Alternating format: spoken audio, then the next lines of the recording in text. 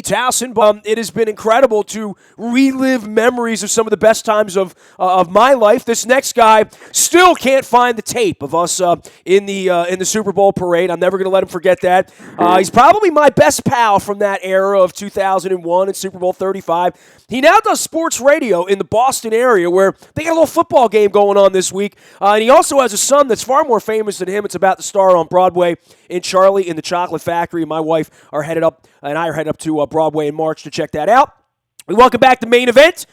You can check him out on Boston Radio and follow him on Twitter and all places that good conversation are served. We welcome Mike Flynn back on to WNST to talk about the life and times of David Modell. And, Flinner, I'm shocked by how many of your compadres, teammates, don't even know. I reached to a bunch of people from the early days. I talked to Pat Hill the other day and, sent text out to the Kirk Ferentz and, different people that were on your side of the ball. And there's still places in the country where, this wasn't as big a story. And I've made it a bigger story in Baltimore because, I know what he meant to the team. I just do. It's not a friendship. It's not being facetious. He just never got the just due, the credit that he probably deserved. Well, yeah. I didn't know about that. You texted me the other day and heard about David, but he was a class act. Obviously, you figure as a player, right? You're a commodity to them. If you're a good player, they need you. But it's how he treated everybody else. How he treated my family. Then when I had kids, being around the stadium. Had a lot of interaction with him. He was around there a lot, that. Well, your family was around there a lot, too. Your family was a unique family because your family came every week, stayed in a hotel, went downstairs and got coffee, knew who he was. Knew him very well and knew his wife well and got along well and always would take care of my family when I was playing. So he was that guy that lived and breathed the Ravens, lived and breathed football. That was his life. Up until that point when I knew him. But, he was a guy that, I enjoyed and had conversation with him. And, it was funny. My memory of him is after victories, he would bring in cigars of course. For the team, offense and defense. Of course, he would. Good cigars, too. Not the stuff that you and I would smoke, Nestor. You know what I mean? We couldn't even afford these cigars. And he'd bring him in, and he picked me as the guy to basically pass out the offense. So, on Mondays after a big win, we'd have these conversations about the game and the cigars. They'd tell me about the cigars. But, that kind of just like, here's the president coming in, bringing cigars for the team, having this small talk about the game. It was a memory that I have from him personally. And then obviously bigger picture of the trophy and how open the organization was to the fan base. Well, you were on the bus when he took the trophy out into the street at Owings Mills Boulevard, right? Yes. Now, you didn't see that coming. You saw the fans, so you pulled in there, and then you see him take you. You knew he was going to do that, though, right? I wasn't on that bus, right? I had flown home. I'm not surprised that he did it. We passed those groups, and the general sentiment was around the team like, this is crazy. I can't believe these fans they're great. I can't believe they're saying. There was times we'd come in, especially after the Tennessee game, the divisional game. I think that was when they had to shut down the airport, but even down by the facility, the old Owings Mills facility, where that time of night you get by 10:30 around there. There's nothing around there, and it was slow moving with all the people on the side of the road. So that's what I liked about David. I felt like he wanted to share that with the fans, and when you have a football team and and I wasn't down there when the Ravens won their second one, but it just felt like this overwhelming sense of community, and I think David loved that, and he felt that was his way to share it, and hence the magical story of the Super Bowl trophy and the fingerprints and on and on and on. But he was a guy that was in Cleveland, came here, and I don't know. We'll see what happens. Like, you look at the Rams team and then how Oakland's moved. But, does anybody, dig themselves or embed themselves into a community faster than the Modells did? When you move an organization, by the time I got there, they had so many different things going on. It was pretty amazing. When did you came in 97? So you 97, yes. You set foot for a couple of minutes. Did you go to the Buccaneers and the Jaguars before or after? I mean, it's after. I was in camp with the Ravens and got released at the end of training camp, and then I bounced around to those two teams, but then got brought back here on the roster. You know, I think the last 4 games of the season, which obviously was the best thing that ever happened to me. But you know, I had a chance to see, you know, and that's when Art first moved and everything that came with that, with the facility, and I mean, you know that better than I, but you came in the spring of '97. Is that correct? I mean, you didn't get drafted in May. So the '97 draft was the second year. So that was the Jamie Sharper, Peter Boulware draft, right? Kim Herring draft, right? Yep. And so you came in at that point. I mean, the team was 4-12, right? Vinny was the quarterback, but it's clear they didn't play any defense. You know, Ted was still the coach. Marvin and Kirk Ferentz were still there. And I guess for you, you didn't know any better, right? You came from Maine. You didn't know what the Cowboys facility looked like at that time. And as much as we'll talk about the Patriots in a little while, they were the dregs of the league too. Hell, they almost moved here at that time. You know what I mean? Yeah. I mean, compared to Maine, I was in the Taj Mahal. You know, but you remember that time too is, you know, I remember my rookie year, half the team was rookie and first-year players. I mean, there was such a transition from Cleveland to what eventually became the 2000 Super Bowl team, and eventually, you know, kept moving forward through those late 2000s. But yeah, it was a, you know, a different feel over there. I liked personally. I always loved the old facility, but that's because you and I are like Dundalk guys. We're lunch pail guys, right? And obviously, when you have the memories I had with there, and it was an interesting. I mean, you've been to the old facility. There wasn't a lot of places to hide there, so the guys were forced to kind of hang out a lot more. I just felt with the new facility, it was really spread out. It was beautiful, don't get me wrong. It was really spread out, but it wasn't the same atmosphere around the team like it was then. But, you know, bringing the organization there, the Modells, what they did, and that was very, very, very tough to hear because he was always such a nice guy. And, you know, my mother, and, you know my mother, and, you know, would always, she tells you what she feels and what she means, and she always said to me, man, he's just so nice to us, he's so nice to you, and, you know, and I don't know. I mean, I fortunately for me, I didn't go to a lot of different organizations. I'm happy for that, but with that said, there may be other good owners, but certainly nobody would be better than David and Art were to me and to my family. I could guarantee you that. What's your full pension number? Is it 10 years? 11? How many years did you 11 play? Years. You played 11, but you played 10 years. You played 11 years for the Ravens. 97. 11 years for the Ravens. Yeah. Wow. I mean, that's kind of amazing, Flynn. I mean, I love you and I know you. If someone were to ask me, I'd say, you know, I think Flynn was here 7 or 8 years. But then I think about it, in the middle of it, it felt like you and Ogden and Mulatalo were here forever. There aren't many people that are going to spend 11 years with the Ravens, right? No, you're not Ring of Honor guy, but I mean, you're Ring of a long time here. Really, 11 years a long time. Nestor, here's what happens when you play. You know, when your career overlaps with arguably 3 of the greatest at their position. I'm talking about Jonathan Ogden, Ed Reed, and Ray Lewis. You seem to get overshadowed a little bit, just a little bit.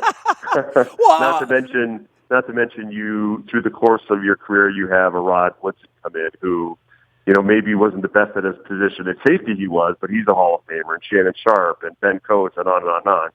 Mike Flynn's of the world, undrafted free agent right guards get forgotten. You know how that works. But when you spend 11 years, you know, getting up every morning, you make yourself a wife in the middle of this, you start making babies in the middle of this, and you spend so much time in the building, you knew every ticket taker, you knew every marketing girl, you knew every PR, you knew every media member. I mean, it's sort of a way of life, and you don't picture a guy with the energy of David Modell expiring in this fashion, right? I mean, no, I mean, I was stunned.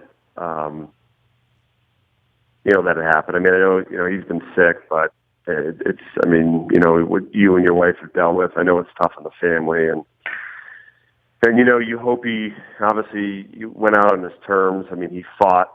I know he exceeded expectations of what the chance they gave him to survive, but I do miss it, and I do miss that organization, and it's the little things. Like I said, I don't have a lot of experience with other organizations, but Art and David getting me, a wedding gift, getting me a gift when I had my first child. I don't know. I mean, that's the kind of simple touches that, I don't know,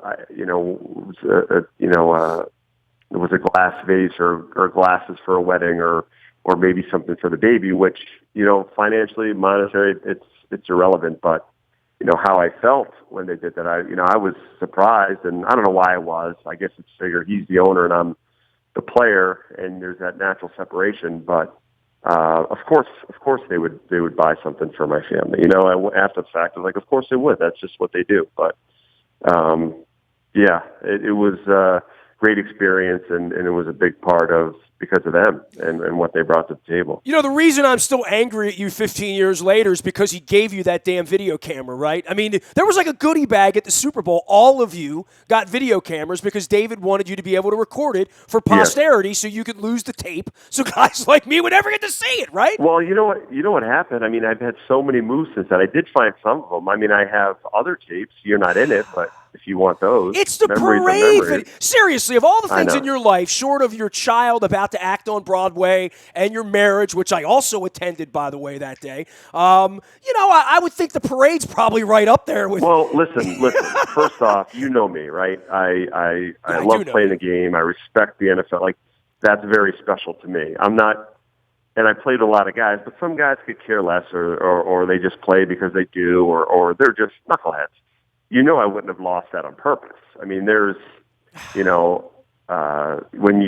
guessing it's probably on the last move where something happened when you have two kids, and you got to just keep looking for it. Don't listen. It's just like the other day they lost the airplane in the South Pacific. The other day, sadly, after 3.5 years, they said they're calling off the investigation. Don't call off the investigation on this, okay? Whatever. Don't give up on this. Listen, okay? if I will do one last look. There's one other spot. I'll check. You're saying this on the radio and live on the internet, so you better not be lying. What we do is we'll fly down there. I'll let you take me to dinner, and then we'll have a presentation of the video. We'll do some kind of event. I will buy you whatever dinner you want, wherever you want. Maybe we'll do something. We should put something together. I'll take you over to Costas for some more crabs. Some kind of charity. We'll have a raffle.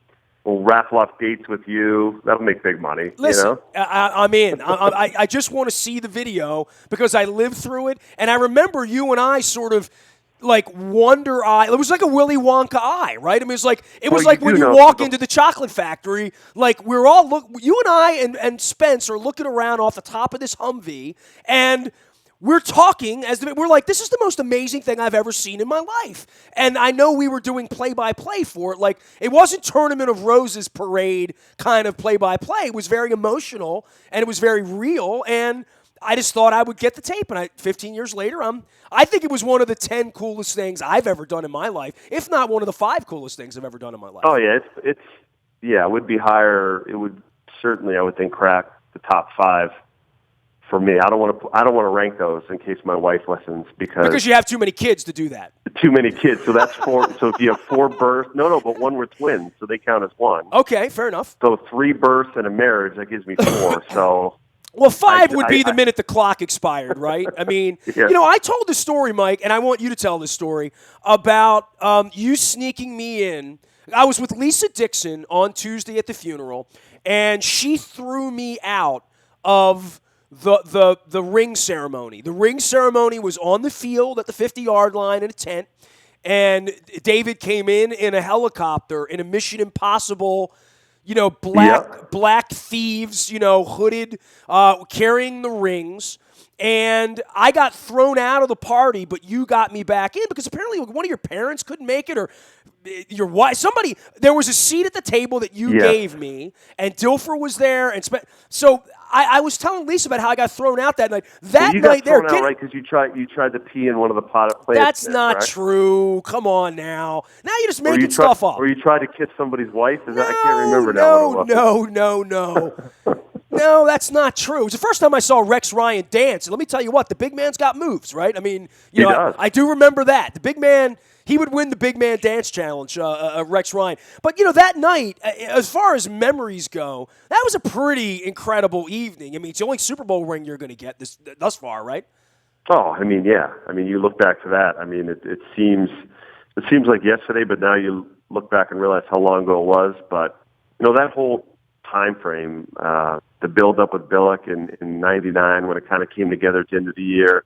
even all the way through the 2001 season, even though we lost in the playoffs, that group of guys was pretty unique. The characters, just enough young guys there, and some of these guys in their prime, and then these veteran guys that were leaders of that team. Obviously success helps, but yeah, that was a great time for me. Realizing I could play in that league, but just the personalities, man. Every day, you didn't know what you're going to walk into when you went in the locker room. It was a fun time. Mike Flynn joining us here. You can follow his journey out on Twitter. He does do some sports radio up there in Boston, Massachusetts, where they got a little football game going on. You can follow him at 98.5, the Sports Hub up there. All right, so let's get to football. Let's talk about the Steelers and the Patriots. Dude, I sent a text to Mike Tomlin on Tuesday because he had asked about David Modell because they were at the event together last May when we did our Evening of Heroes for There Goes My Hero. And I am rooting for the Pittsburgh Steelers this week. And dude, I can't remember since back when Neil O'Donnell took on the Cowboys where I would ever find myself in a situation to say, I'll have the Steelers for 100 this week instead of, that's where I am with the Patriots. And I know as much as you live up there and you played for the Ravens and your dad was a Patriot season ticket holder, back in the day in the old Schaefer Stadium, I know you have like some angst with the Patriots. Like they give you a hard time up there because you're like not the homer, right? Like you're the guy that ribs people about not being a Patriot, right? Well, I mean, I guess just trying to look at the game and analyzing it. If you don't lean one way, Patriot side, you get crushed. Well, they were 14-2. It's hard to criticize. It is. Yeah, it's like after the Ravens win 2 Super Bowls, people want me to like fire the offensive coordinator 6 months later, and I'm not going to do that. I mean, the Patriots are a very hard organization to argue with strategically. Now, ethically, morally, Brady whining, that's all stuff you can sink your teeth into that, but you can't sink your teeth into results when it comes to the Patriots, right? No. I mean, even you look at some of the moves they made, they released to their top defensive, traded both of them rather. One at the beginning of the season and one during the middle of the season. And look, they're 14-2, number 1 seed. Their defense has played pretty well the last 7 weeks, so it's hard to criticize. But here's the thing with that organization, with Belichick and Brady, they're the best coach and the best quarterback in the league, and that's just the way it is. And in this league, that is huge. And they always have an advantage no matter who they play. And when your quarterback is on board, at the caliber of Brady, everybody kind of falls in the line. But in terms of the way they play, their scheme, coaching, they're damn good, and it's hard to criticize them. But listen, you know how it is. There are things you can nitpick at here and there, but they've been good, and they're favored this week, and I think they're the better team. But I do think that Pittsburgh has a chance. Well, and give me a scenario on the Pittsburgh side. I mean, we all sat and watched it this week. I think when you have Le'Veon Bell and you have Antonio Brown, and you give Ben a little bit of time, that offensive line's playing a lot better, Mike. I mean, a lot better than it was in October when we saw them in early November, too. I mean, I think the biggest thing is the defense. The secondary for Pittsburgh is very average. So I think what they have to do is they're going to give up yardage. I think Brady's going to play well. He did not play well last week. So that's going to change. So the key is to force them to kick field goals instead of getting touchdowns. Then offensively, if Le'Veon Bell can have a big game, that 150-plus yard rush and a couple and some catches, and that offensive line control the line of scrimmage, you still have a guy with Antonio Brown and some of their weapons to get the ball vertically downfield. And the Patriots really have not faced that. I mean, they played Pittsburgh early, but they didn't have Ben Roethlisberger. So, that's kind of the scenario. Their defense needs to, give up field goals and not give up touchdowns when they get in the red zone. And you know what? Tomlin's defense, the last couple of years, the defense hasn't been the one that we're used to. They're really good at that. I mean, you look at the points per red zone. I just, reading up on the game and on the Steelers, and over the last couple of years, they've been the best in the NFL. So, they have a formula to beat the Patriots. They do. And certainly, the Ravens, Pittsburgh, there are some other teams that just have that mental attitude, the toughness to come into Gillette and the win. It's a tough place to play. You got to be mentally tough. You have to have an edge to you, and I think Pittsburgh has that personality. Any thoughts for you on the Ravens offseason here? Because we haven't talked about that, about where they're headed and what's going on. I think a lot of people here were shocked that heads didn't roll, and now they haven't made the playoffs 3 out of 4 years. I would think next year's Steve Bisciotti press conference, if this thing goes the wrong way and they're 6-10 or 7-9, this is, this is a crisis point, I would say, for the organization. Next year's the first time I think ever a coach is going to coach here in some level of a warm seat. I agree. I think they are in the warm seat, and it's going to be what Joe Flacco does. When I do watch him play, and I haven't seen all 16 games, but he's very, very inconsistent, and the play at that position needs to be better. Now you lose Steve Smith, which is going to hurt. Probably still could play, but I agree with you. I mean, I think missing 3 out of 4 years, and now that Pittsburgh is kind of back, because they had those struggles a little bit where they were kind of retooling their defense, but now here they're in the AFC Championship game. They were in the playoffs last year and won a game, so certainly in that division the heat is on Harbaugh and his staff. And you're right, if it's a bad season, and depending what kind of season, there's 8-8 and you deal with injuries, or just a 6-10 where you're not playing well. I think a lot of decisions will be made. Coaching. Certainly at the quarterback position, too. For you, with this game, I say it's sort of like ISIS and Al-Qaeda getting together. You're going to watch the game. You hate the Steelers more still? I mean, I know how much you hate the Steelers, and I do too, but watching the game, there's always that tilt where you want somebody. I just don't want to see Bill Belichick and Tom Brady for 9 days down in Houston when I get there next week. Well, it's funny, right? Because I think you hate the Steelers, but I think you've had these battles and their style. I think you respect them more, whereas, the Patriots are kind of far away. And they cheat, they cheat. Let's be honest. They cheat. Well, I mean, I guess, deflating the football you're talking about? Well, I mean, just in general, the antics a couple of years ago in the playoff game to confuse the referee, just stuff that Belichick does that. The New England fan base is very protective and very proud of their franchise, too. So, the perception of Belichick at the podium and how he's standoffish and grumpy, you watch that, you say to yourself, you know what, you want these guys to lose. Right, of course. This is a game where I really do watch it and just analyze it, because Pittsburgh, it's really hard for me to cheer for Pittsburgh. Of course. I understand at the end of the day, man. Now the current I'm not saying I'm cheering for them. I'm just saying I prefer that they win. Someone's going to win here Sunday. Someone's going to be at the Super Bowl a week and a half from now.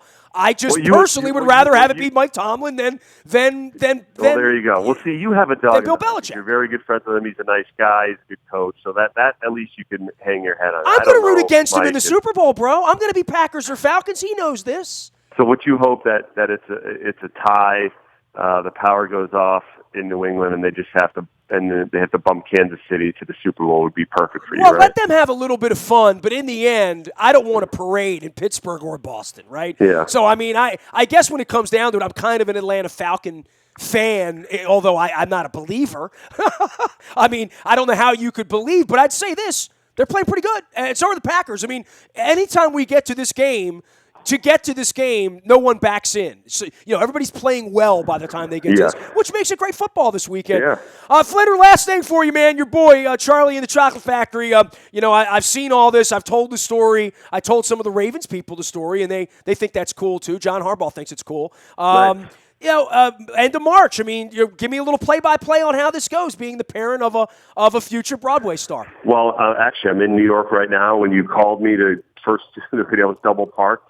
But I'm moving into the place. But he starts February 2nd, and him and the leads will be rehearsing for like 2 months, and then it starts in March. But yeah, this is like training camp for him. He's got to memorize the whole. We got the script, so he's got to memorize the script. He's got to learn all the songs.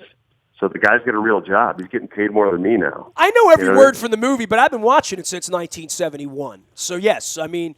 Well, you know what, though? The good thing about this script, and it will resemble more of that movie than the Johnny Depp one.